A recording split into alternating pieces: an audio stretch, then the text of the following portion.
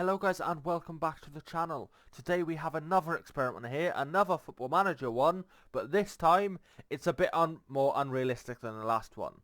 Now what I mean by that is not in the terms of who we can appoint, in the terms of who we will appoint. I don't believe this one is likely, but I'm intrigued to see what Football Manager thinks would happen if it did. I think the manager I picked in question has been given quite a lot of unfair slack recently. If you do enjoy these type of videos, if you're enjoying the Tottenham sort of link with it at the minute, because obviously they're linked to every single manager that needs a job, or every single manager on... It's not even ones who need a job, it's just most managers we're linked to. But we shall see. There's a couple more I have lined up, but this one I'm intrigued to see how we do. So let's get to the page. You would have found out by the thumbnail anyway, but it will be Ryan Mason. I'm intrigued to see how he does. Stat-wise, he's not the best, but we shall see. He's a good coach, but not good at potential ability, not good at player ability. Tactical knowledge is a bit lacking, but we shall see how he does. It'll be definitely interesting to see. I don't think it's going to happen in real life, but I do think he's been given to be honest with you, an unfair amount of slack. People need to realise that yes, we should have won a couple of games we've lost under him, but it is his very first job. He's been a manager for, what, 2 months? He's going to make mistakes. He's still learning. He wasn't brought in to be a world-class manager. He was brought in to sort of improve morale before the next manager comes in. I'll be honest, this season's a bit of a write-off for me, as it is for a lot of fans, but he's been given a lot of unfair slack. People need to realise he is inexperienced, he's not going to do well, or he's not going to do amazingly, but it doesn't mean there hasn't been positives for him. I think he's an exciting young coach, and I do think in the future he could make a decent manager for teams. It is just getting that experience. He only retired a couple of years ago, and then he's sort of been fast-tracked into this. So I think he's done about as well as I would expect. Either way, I think this will be an interesting experiment to see how Football Manager thinks he will do. So what I'm going to do now, I am going to sim until January. I will be back in when I've reached January, and I'll show you how we've got on so far. See you in a minute. Cheers. Hello guys, and welcome back to part 2, or the continuation for you guys, of this episode. Let's see how Ryan Mason got on. So I'll go to Ryan Mason first, just to see if he's still in charge. Yes, he is. Okay. He's still in charge, so he must be doing okay. He's studying for a Continental B license. Let's go to career stats. He's still there. Milestones, I mean.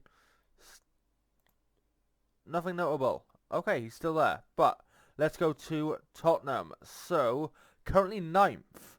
Okay. It's not the best, but it's not the worst. I would have expected, I'll be honest, I expect them to do worse, but either way, it's not bad. Let's see how he's done transfer-wise. So who's he brought in? He's actually made a few signings. So who's he sold and who's he brought in? So let's go to sales first. His first business was Danny Rose sold for 2.4 million. Then it was Dennis Kirkin on loan. Obviously we got a signing here going out on loan. Lennon's Foster to MK Dons on loan. Good loan for him. Another signing out on loan to Hull. Bennett on loan to Crawley. Markaday on loan to Carlisle. And Rodell Williams to Shrewsbury. So the signings he's brought in is Brian Ore, and he's went on loan to Hull. Andrea Cristiano, who's went on loan to Hamburg. Okay, don't know why you'd sign him at that age and loan him out, but sure. Also what, Marcos Polo, who is a 19-year-old. Hasn't really played, but looks quite good, well-rounded. And Dan Undoy, who is a 20-year-old. Looks okay, not the best. Good without being spectacular. But either way, let's see how he's lining the team up. So he is doing a 4-2-3-1. About I would expect, and obviously Kane's doing, again, average rating-wise, Kane is doing insane. 12 goals, 3 assists. How is he doing this? How is Kane doing so well average rating-wise, honestly? But that is how he is lining us up. Bale on the left, Dele, Son, I'd imagine... Deli Mora, but I'd imagine Son's injured. Yes, he's also got 8 goals, so he's doing well on the left. But that is how he's lined up. Tanganga at centre-back only made 2 appearances, so I'd assume he's not the regular starter. The starter is more than likely going to be down here somewhere. Where's Dyer? Dyer's more than likely slotting in there. Next to him, where's Toby? Dyer and Toby are more than likely slotting in there. Doherty, Sanchez, Tanganga, Regulon, Højbjerg, Sissoko, Mora, Deli, Bale, and Kane. See how Deli's done. So Deli has got 5 goals and 1 assist. It's not great, but it's okay. Let's see how we're doing schedule-wise, because obviously you've seen now the Prem, they are 9th. 1 in the 3rd qualifying round, 4th qualifying round, and in the group stage 1. Ooh. Almost, yeah, we were undefeated. So undefeated in the group stage. We qualified for the next round. Premier League, we've lost to Man City 3-0. Lost to West Ham 1-0. Other than that, and lost Burnley 2-0. Other than that, we're not actually doing that badly, you know. Carabao Cup, got to a quarter-final, okay, that's alright, and then lost to Man City, who, to be honest, are a better team. You'd kind of expect that, but overall, they're doing okay. Kane with 12 goals, Son with 8, Bergwijn with 5, Deli with 5, Sissoko with 5. Assist-wise, Underbelly has the most with 5, tied with Doherty. They're not doing that bad, you know. I'm quite surprised. I'm pleasantly surprised. I would have thought they would have done worse, but I'm actually that's pretty good so far. Pretty good going. And he's got lots of game in hand, so he could literally go up. They played 16, so 3 games. So that'd be 9 points. We could end up... Wait, 9 points. We could go into the top 4, debatable Chelsea. We could go into the top 4. So he's actually doing really well. Fair play, okay. This is not what I expected to happen, but we shall see how it goes. I'm going to now sim until the end of the season, and I'll show you the results of that. See you in a minute. Cheers. Right, welcome back. Now, let's see how Ryan Mason has got on. So, we'll go to Tottenham first this time, and, ooh, he's no longer manager, but they are 6th. Okay.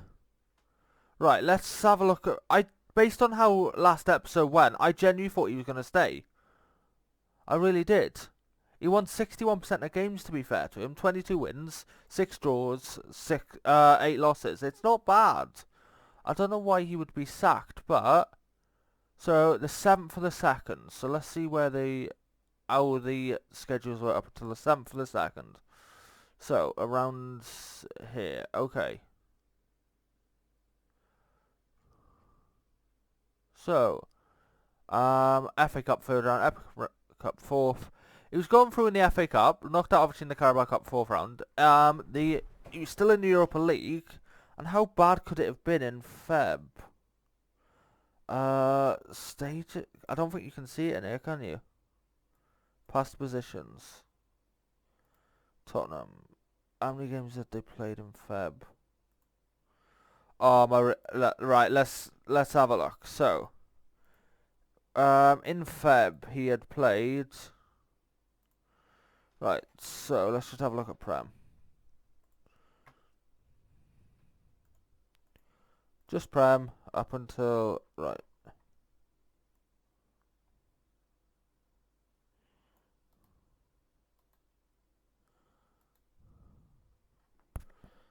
So, 1, 2, 3, 4, 5, 6, 7, 8, 9... There's an easier way to do this. Right, 5, 9, 13. This is going to show I'm poor maths. Right, so that's 13, what? 14, 15, 16, 17, 18, 19, 20, 21, 22. So 22 games in, they were. So, past positions. Tottenham, how many games in? 22. March 22. They were 7th. So they sacked him when they were 7th. I'm sorry, but... Really? The only reason I could logically think of as to why they would do that, when he was 7th, right, There's nothing to say he didn't also have game in hands. He couldn't have improved. They were also in the FA Cup still. They were in the Europa League, so I don't understand why they would have done that. Right. I'm not going to understand. The only logic I can use is because of his inexperience, they thought, okay, he's been good as a caretaker manager, another manager's available, let's try and go him. But I don't know if FM would think that's smart, but I don't know why they would sack him in that position. I really don't. Either way, let's see how they done in all competitions then. So, all competitions. Europa League, FA Cup, 5th round, lost in the quarter-final, and then lost in the second round. See, all fell apart. Well, went on a little bit of a run. Then a defeated month, like an unwinnable month in March. Should have kept Mason. Honestly, I could say that based on this, I genuinely think they should have kept him. But that's not how it went, and that's not how the cookie crumbled. Kane at top with 21 goals, 7.99. Son with 16. Pirates on loan, 9 for Delhi, 7 for Vinicius, 7 assists for Ndombele, 7 for Doherty, 6 for Kane, 5 for Son, Regulon and Delhi, and that is how the stats went. That's quite disappointing, I won't lie. It's really quite disappointing. I would have expected them to keep him on, but either way, what can you say? That's been it for this experiment. Leave what you thought in the comments if you think that, based on the fact they were 7th, still in the FA Cup, got into the quarters of the Carabao Cup, still in the Europa League and undefeated at that point. If you think that would have been an unfair sacking if it happened in real life, let me know what you think in the comments, and thank you and goodbye.